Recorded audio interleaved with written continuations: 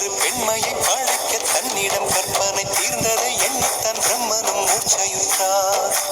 அவளின் ஆசைக்குள் நுழைந்த காற்று உயிரை தடவி திரும்பும் போது மோட்சம் அடைந்து ராகங்கள் ஆகின்றதே. மழையின் துளிகள் அவளை நனைத்து மார்பு கடந்து இறங்கும் பொழுது முக்தி அடைந்து முத்துக்கள் ஆகின்றதே.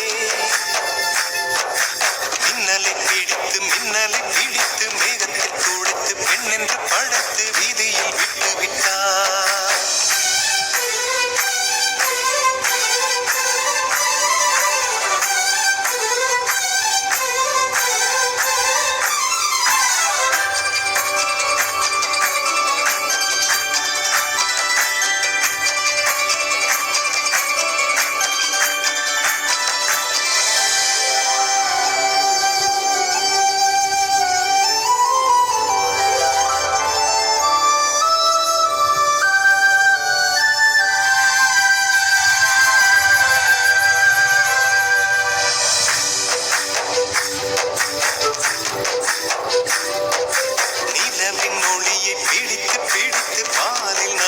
பாலில் நனைத்து கன்னங்கள் செய்து விட்டார்.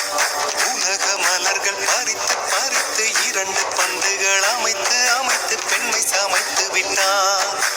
அழகு என்பது ஆண்பாலா பெண்பாலா என்பதில் எனக்கு சந்தேகம் தீர்ந்தது. அழகு என்பது நிச்சயம் பெண்பாலடா.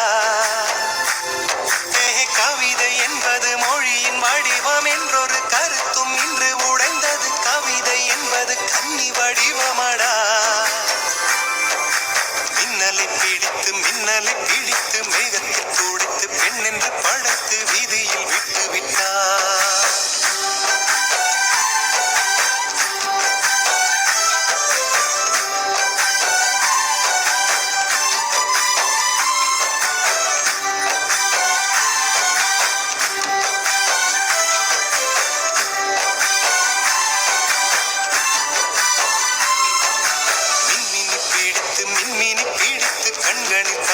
கண்களில் பதித்து கண்மணி கண் பறித்தாள். தங்கத்தை எடுத்து அம்மியில் அரைத்து மஞ்சளாய் நினைத்து கண்ணத்தில் குழைத்து ஜீவனை ஏன் எடுத்தாள். காவித்துறவிக்கும் ஆசை வளர்ப்பவள், அருகம் புல்லுக்கும் ஆண்மை கொடுப்பவள், பெண்களின் நெஞ்சுக்கும் பித்தம் கொடுப்பவளே. தெரிந்த பாகங்கள் உயிரை தந்திட, மறைந்த பாகங்கள் உயிரை வாங்கிட, ஜனனம் மரணம் ரெண்டும் தருபவளே. மின்னலை பிடித்து மேகத்தில் துடைத்து பெண் என்று